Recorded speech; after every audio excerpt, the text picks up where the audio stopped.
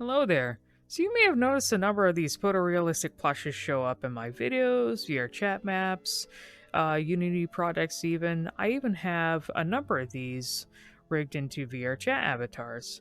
Well, I developed a hobby for recreating physical plushes that exist that you can buy into 3D props, essentially. And it uses a method that's sort of like an in-between photogrammetry and just like modeling from scratch. The method that I use only requires 2D images, preferably different sides of the item in good lighting, and from that I can basically cut out different parts of the image to basically use as both a texture and a basis for creating the shapes to put together to make the item. And of course, I may even choose to rig it into like a movable object as well for whatever I need it. And I made a number of these over the years, mostly voluntary, occasionally a commission or gifts for other people as well. But I wanted to show off all the ones that I made, and I may consider making more in the future. So this is Norse, of course. This is based off of a Vinesauce related plush, one that I actually own. I don't know if you can purchase it anymore, but the great thing about making a 3D recreation of a physical plush is that even if you cannot acquire it anymore or the plushes that you own get destroyed, you have a digital version that exists. And especially like if it's something that's interactable in VR chat, then I mean, hey, it just kind of exists as long as VR chat exists, I guess. That's actually kind of the reason I wanted to do plush recreations in 3D, because it was a way to digitally preserve them even if you can't acquire them anymore, because there are a lot of rare plushes out there. They either like aren't being made anymore, or the company that sells them is just like they're just expensive and in limited supply, intentionally limited in supply. So even if you can find them out there, they're just like the price for them is just ridiculous. I'll show some examples of that later. Now, you may have seen these plushes show up in a lot of my videos because I'm a big SMT5 fan, so I've made a lot of plush recreations based on actual physical plushes that exist for SMT5 and SMT5 Vengeance. This is the keychain Nahobino plush. It's probably the most recent Nahobino plush that exists, and I would say it's not the hardest to obtain, but also not the easiest as well, because I believe you have to go through a Japanese hobby site to order it. But thankfully, it is not as bad as trying to acquire the most well-known Nahobino plush, the first and the original one that they released. That Atlas seems to give out in limited supply, and if you find it out on eBay, it's probably to go for hundreds upon hundreds of dollars because just being treated that rare these days. I actually still have yet to do a plush recreation of that one, but I do have a nether plush here that I can show that is related to that one, and it could be treated similarly in rarity. And as I mentioned before, all these use a similar method to make them photorealistic, which relies on just cutting out things from photos and shaping them and essentially piecing them together. And for a lot of the SMT5 photorealistic plushes, I do have avatars for that I've rigged that people can use. So this is what I mentioned that is also another rare plush. This is the plush that has the basically kind of uses a similar template to the original Nahobino plush, but this is the for the new ninja form and Vengeance. And I actually made this when they released the first photo of the Ninja Nahobino plush, so you weren't able to see other sides of it. So basically, I had to use screenshots that I could find for the ninja form, like the back of him, before. I'm not even sure if it was before the game even came out. There weren't a lot of shots of him at the time, so basically, I had to use those photos as reference to try and imagine what the back of the plush might look like, because I had no pictures at all except for the very front of it, which I used the front of it essentially as kind of like a texture. But with this one, there was definitely a lot of like modeling from scratch involved. It definitely took a lot more work to create that. But this one also has an avatar in VR chat as well. Unfortunately, in real life, it is very hard to obtain, but Like I mentioned, that's kind of one of the reasons why I wanted to do this because, there's a lot of plushes that just aren't easy to obtain that people can't get access to. But hey, in VR, you can come into these places and I guess interact with them as if you actually own the plush. And I have thankfully, this one. Now, most of these plushes, except for like the Ninja Nahobino I actually owned. I actually do have the original, the rare, the blue Nahobino plush, but it did take some effort to acquire that. I got help from a friend, and even then, it still cost quite a bit of money to acquire it, so it was not easy. But the Stubbins plush, thankfully, the Stubbins plushes don't seem to be that hard to acquire. I don't know if they're going to release these anymore. The Algami plushes seem to be cheaper and easier to get a hold of, but I kind of worry the Stubbins are going to end up the same way as the other plushes where they aren't as easy to get a hold of. But they are quite cute. I do like this one a lot. I have one that I own that I sleep with. I don't mind. This one isn't. I feel it's not as rare as the original, so I don't mind like taking it in bed with me and stuff and cuddling with it because it's quite cute, along with the Algami one that they released. But this is another photorealistic plush that I did. This one also has an avatar as well. It's probably, I think this one is like the first one that I made a plush avatar rig for, and then I started making other ones as well. So it's still kind of like my favorite. The great thing about making these in 3D is if I want to, I can add glowing parts to them, which they don't actually have those glowing parts in physical reality, but in 3D, you can do whatever you want. Now here's Ogami. I will say there are definitely, when I was first doing plush recreations in 3D, there's definitely some that are quite early, so you can definitely see imperfections on them compared to some of the later plush, like photorealistic plush recreations I did. So the Algami one, you can definitely tell, is a much earlier plush recreation, and then my methods for creating them got way better. I don't think I have a rigged avatar for this, but maybe it's something I can do in the future as well. This is also a plush I own in real life as well. I recently sewed a butt on him, by the way. So you notice how he's got a flat here?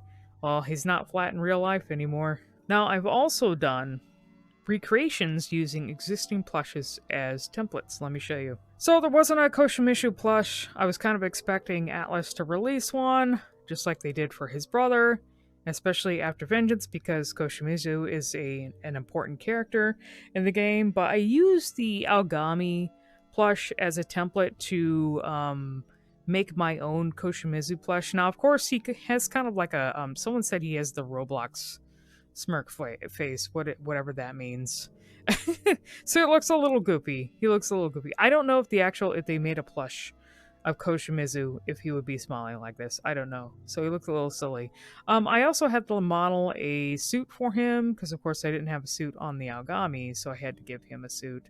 So he's got like a custom suit and all that modeled onto the plush. Plush for the protagonist. Human form of the protagonist, which I added cat ears and a tail to because people seem to like to depict this guy as a cat. So that's why I added it. And I mean, the plush is already cute, but this one is based on the template of this one. So I took this as a template and then used it to create a new plush out of. So yeah, I'm getting better at doing this, so now I can make kind of like my own custom 3D plushes based off the templates of others, which is cool. Shoot this guy here. Now I'm actually going to show you a couple Persona plushes that I have. They're much earlier plushes that I did, but you'll get an idea where I started from. So I only have a couple Persona plushes here that I did in my Velvet Room map, but this is based off of the Stubbins Morgana. I think I did a pretty good job on him. He's actually one of the earlier photorealistic plush recreations in 3D that I've done, but I think he turned out pretty good. He turned out pretty good. It might also be compared to like the other the SMT5 plushes I did. His design is his textures are way simpler, so there's less I have to fuss with to try and like clean up. Since I'm using like I mentioned, I use the images themselves to make the 3D models out of. So I cut out parts, and the image itself is used as the texture for the model. So if there are imperfections in lighting in the image itself, like if someone took a photo of the product, if the lighting is not perfect and there's some shadowing, that's going to show up in the texture, and I have to manually retouch it. I'm going to show you like an example one that like an early plush that has a lot of those imperfections.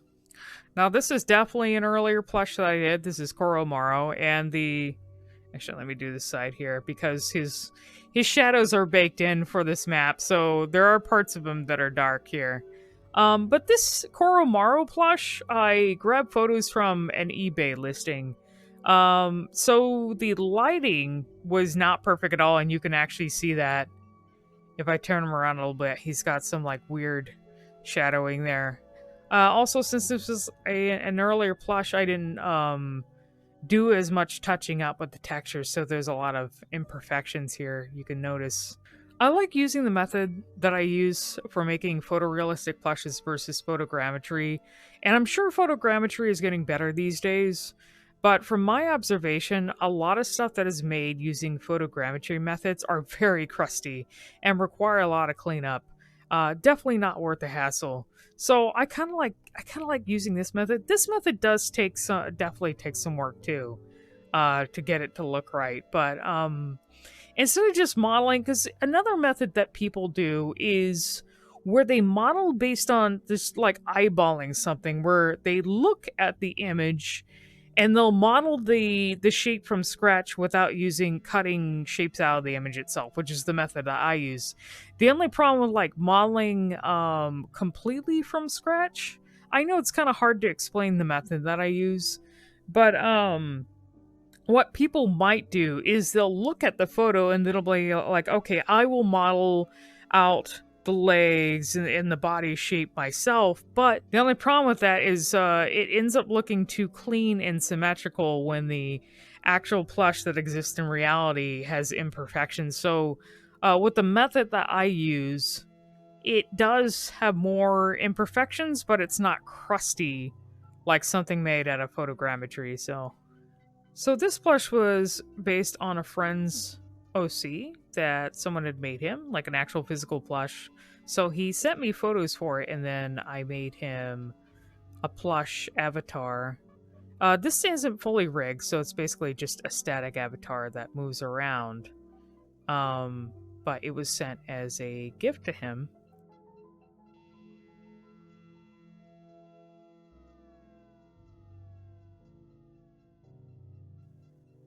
So this is one of the earliest VR chat maps I made, and it is a port of a map that shows up in a Vinesauce charity game called Vine Realms.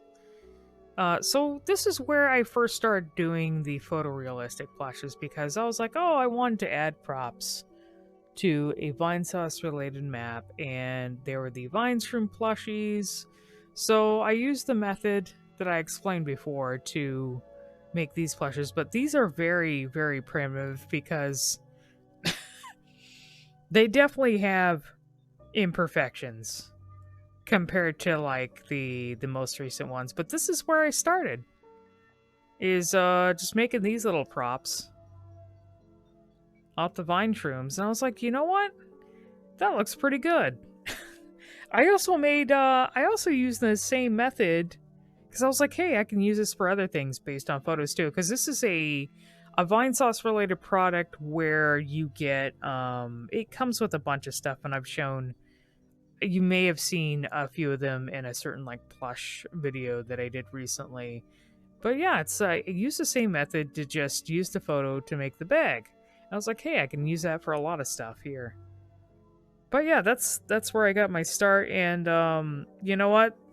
I think the Gray Lino plush may have to be recreated in VR chat sometime. I gotta get around to it. I do have photos to do it, so you may see that in the future, perhaps even rigged, and it will be the most cursed thing possible.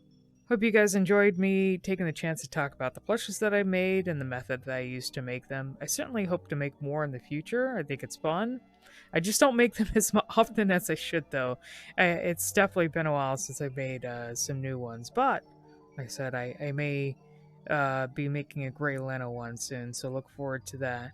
But like I said, I think this is a good method for preserving things that can be destroyed, that they're physical, and some things are hard to acquire. So if I make them in 3D, and especially in VR, people can interact with them. So I think it's a fun way to preserve something that exists physically.